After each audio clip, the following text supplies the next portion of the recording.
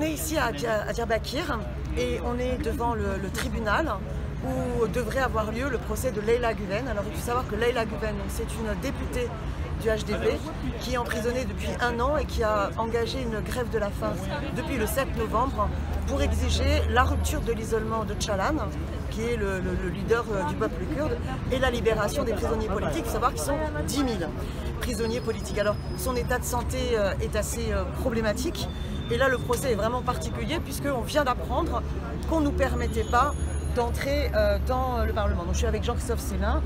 Tu as envie de rajouter? Oui, je vais rajouter que ça fait plusieurs fois qu'on vient donc pour les procès, non seulement pour le procès de Leyla Güven aujourd'hui, mais pour les procès de Figen Yüksekdag et de Demirtas, qui sont respectivement les 2 anciens co-présidents du HDP qui sont en prison. Demirtas a son procès qui vient de se tenir à Ankara, avec des chefs d'accusation complètement fous, puisqu'il est sous le coup de 37 chefs d'accusation et de 142 ans de menaces de prison.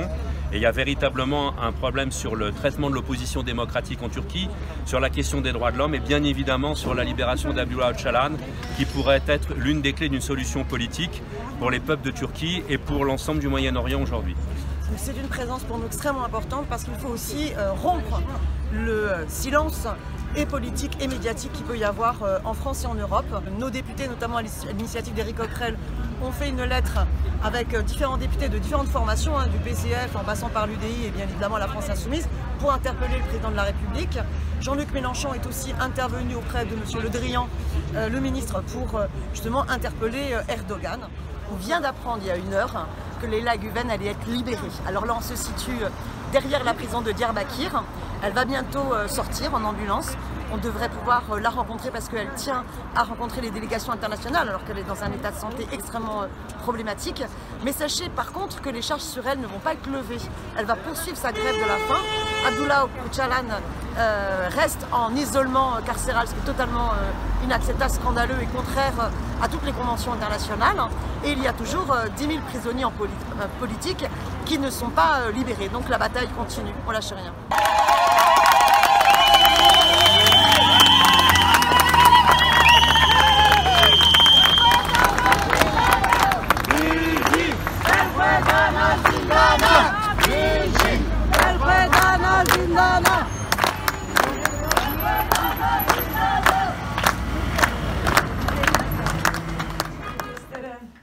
Bütün halklara çok selamları var. Merci vraiment toutes les personnes qui sont venues et qui ont continué donc, la lutte que nous menons à l'intérieur de la prison, qui nous mènent à l'extérieur de la prison. Je vous remercie tous. Benim talebim henüz gerçekleşmiş değil. Ma demande n'a toujours pas été satisfaite. Talebim Sayın Öcalan'la avukatların görüşmesidir. Ma demande, c'est le fait de nous permettre à Öcalan d'avoir des entretiens avec ses avocats.